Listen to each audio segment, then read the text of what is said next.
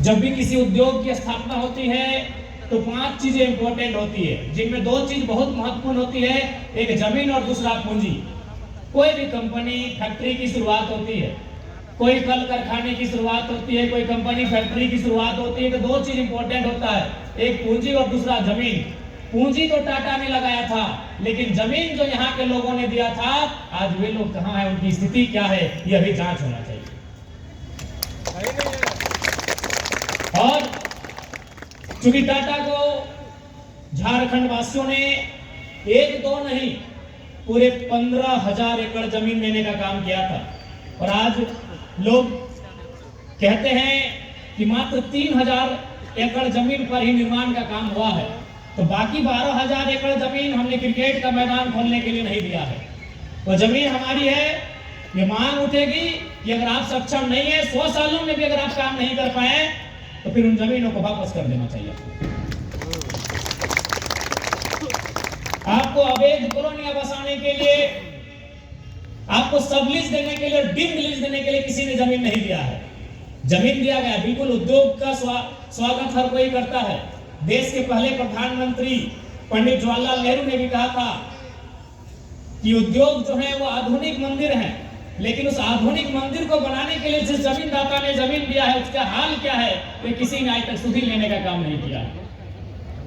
इसलिए आज मैं आपसे बार बार अनुरोध करूंगा कि आज सबसे महत्वपूर्ण अगर आपकी कोई पूंजी है तो आप जमीन का टुकड़ा है। जमीन का टुकड़ा सबसे बड़ी पूंजी है आपकी, क्योंकि आपके पिताजी अगर डॉक्टर का नौकरी करते हैं, आपके पिताजी अगर वकील की नौकरी करते हैं, मास्टर की नौकरी करते हैं, तो गारंटी नहीं है कि उनका बेटा मास्टर, डॉक्टर, वकील बनेगा। लेकिन जिनके पास जमीन है, गारंटी है कि उनकी आने वाली पीढ़ी उसी जमीन से अपना जीविका उपार्जन कर सकती है। जमीन आपकी सबसे बड़ी पूंजी है। जमीन जिसे हम लोग अचल संपत्ति कहते हैं, जो हमेशा अस्थायी होती है और एक जगह से दूसरे जगह तक उठा के नहीं ले जा सकता है। और ये संदेश तो आपको समझना चाहिए। दुनिया के सबसे धनी व्यक्ति एक समय हुआ करते थे बिल गेट्स, आज शायद एलन मस्क दुनिया के सबसे धनी व्यक्ति हैं।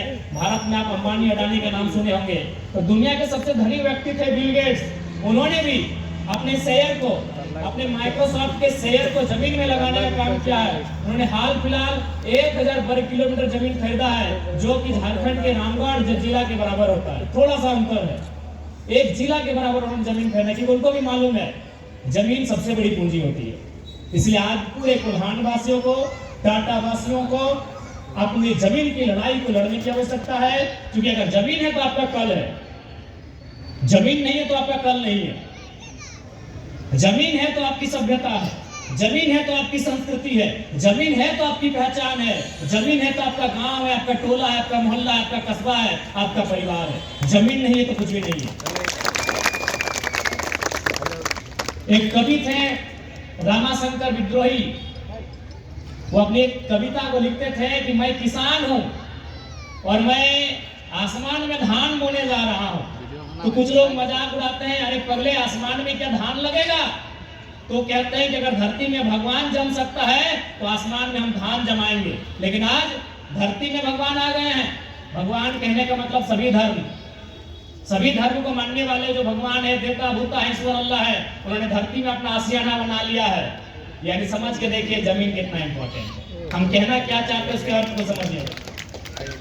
जिसने दुनिया को बनाया है, लोग कहते हैं ना भाई कि मेरे ईश्वर ने, मेरे अल्लाह ने, मेरे रब ने, मेरे खुदा ने, मेरे वाहिगुरु ने दुनिया बनाया है, उसे भी धरती में 2 गज जमीन की आवश्यकता है। अपने उसे भी धरती में 2 गज जमीन की आवश्यकता पड़ी है रहने के लिए।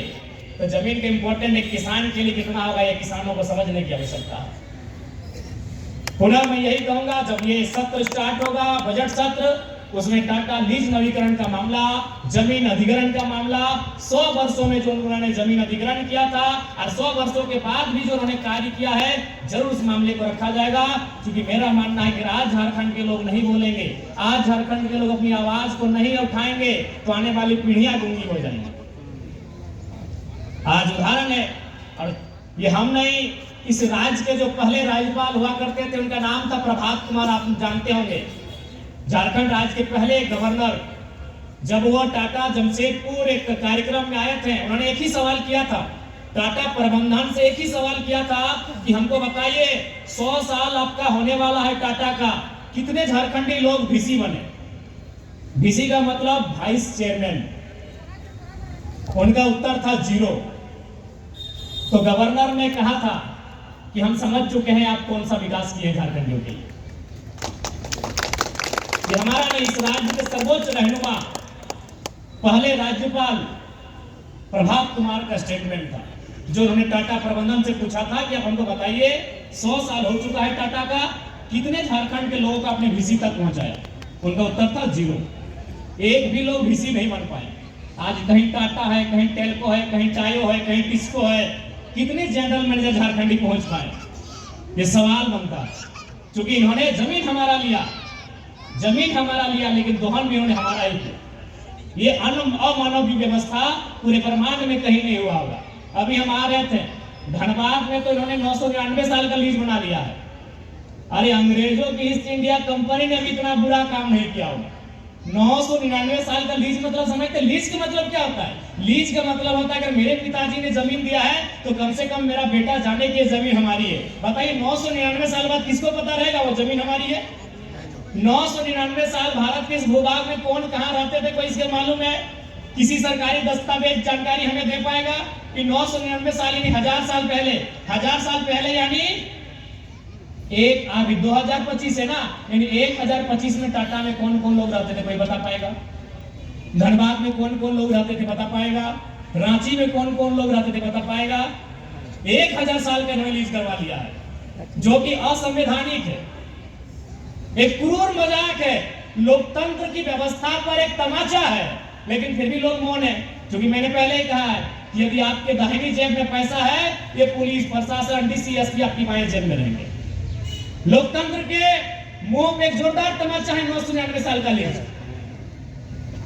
लीज का मतलब क्या है कि जब एक समय आएगा, उस समय में हमें पता चला हम अपने लीज को वापस कर लेंगे, जो जमीन हमने दिया वो हमें वापस हो जाएगी, तो फिर हम पुनः लीज करेंगे, हम फिर से दोबारा उसको री एडमिशन, री एग्जाम होता है, हम री करेंगे। लेकिन 999 साल किसको पता चलेगा 999 साल के बाद कि हमारे बाबा ने दिया था, कि बाबा के बाबा के बाबा के बाबा ने दिया था? ये गंदा मजाक हो रहा है झारखंड में, ये अमानवीय व्यवस्थाएं हो रही है झारखंड में। इस प्रकार से लगातार झारखंड वासियों के यहाँ दोहन किया जा रहा है। इसलिए मैं आपको ये विश्वास दिला के जाता हूं, क्योंकि आज ये सेंसिटिव मामला है, टाटा पे बात करना एक संवेदनशील मामला है। इसलिए संवेदनशील मामला है कि रतिलाल महतो को हमने खोते हुए देखा है और धनबाद में शक्तिनाथ महतो की हत्या को हमने होते देखा है। किसने? जिसमें टाटा का रोल है। मुझे कोई डर नहीं लगता है बोलने में। हो सके बंबई में जो टाटा के मेन ओनर है उनको पता है या नहीं, मुझे नहीं मालूम, लेकिन मुझे बोलने में कहीं डर नहीं लगता है, क्योंकि टाटा एक संवेदनशील मामला है। कई लाख करोड़ की संपत्ति के मालिक है भाई, उनके खिलाफ कौन बोल पाएगा? सुनने में आया था कि माननीय मुख्यमंत्री की कोई एक बहन थी जिनको 80 लाख का उनके शादी में टेंट लगवा दिया था। बस साहस होगा बोल पाने का? ये आप लोग जानते हैं, ये किसी से छुपा नहीं है जी। अभी जो वर्तमान माननीय मुख्यमंत्री हैं, उनके दूर की रिश्तेदार की एक बहन का शादी था, 80 लाख टाटा ने खर्च किया था। क्या उखाड़ लेंगे इनका? तो ये एक संवेदनशील मामला है। कोई विधायक सांसद बोलना नहीं चाहता है, जो बोलता है उसको जान गंवानी पड़ती है। लेकिन जयराम महतो पारासात के पहाड़ से उठ के आया है, वो किसी से नहीं डरता है, कोई नहीं बोलना चाहता है। पूछिए अर्जुन मुंडा से, चलिए आज अर्जुन मुंडा जवान है, जब ये बैंड में चले जाएंगे इनको बात पूछिएगा कितना धोखाधड़ी हुआ टाटा बैंड मिलती की है। आज चंपई सोरेन अभी राजनीति कर रहे हैं, जिस दिन बिस्तर में चल चुकी है। आदमी सच कब बोलता है? जब वो बिस्तर में होता है। उस दिन पूछेगा मीडिया बंदों की सच्चाई क्या, ये लोग बोल के जाएंगे। अर्जुन मुंडा से पूछेगा, चंपई सोरेन से पूछेगा, जितने भी कोल्हान के बड़े लीडर हैं उनसे पूछेगा, ये हकीकत बताएंगे। लेकिन आज नहीं बताएंगे, इनको डर है, जान का डर है, सत्ता का डर है, पावर का डर है। जिस दिन ये दुनिया को छोड़ने के कहा, तुम्हें दुनिया की नहीं थी, एक दिन जाना होगा। जिस दिन ये सैया में लेटेंगे, हम तो अंतिम दिन गिनेंगे, उस समय पूछेगा कि अब तो सच्चाई बताइए। अर्जुन मुंडा चंपई सोरेन बता देंगे मामला क्या है।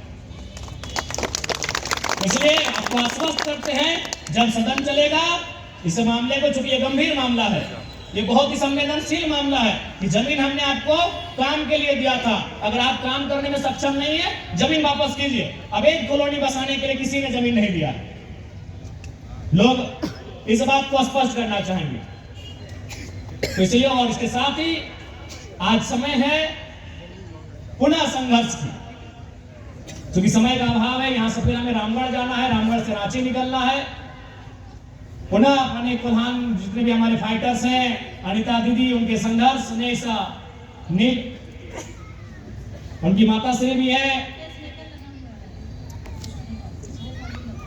आपने नील बांध को एक इस राज्य के, इस सूबे के पूर्व मंत्री से, चूंकि उस समय वो मंत्री थे, और उनसे टकराकर वापस किया है। ये बहुत बड़ी साहस और बहुत बड़ी जीत है। बस इसी प्रकार एकजुटता का और धीरज का परिचय दीजिएगा। आगामी दिनों बहुत सारे ऐसे संघर्ष देखने को मिलेंगे और संघर्ष करना होगा। उन संघर्षों में भाग लेना हमारी मजबूरी होगी, खुशी नहीं होगी। खुशी से कोई आंदोलन नहीं करता, वो मजबूरी होगी। मजबूरी होगा सर्वाइवल का। हम सर्वाइव कैसे करेंगे?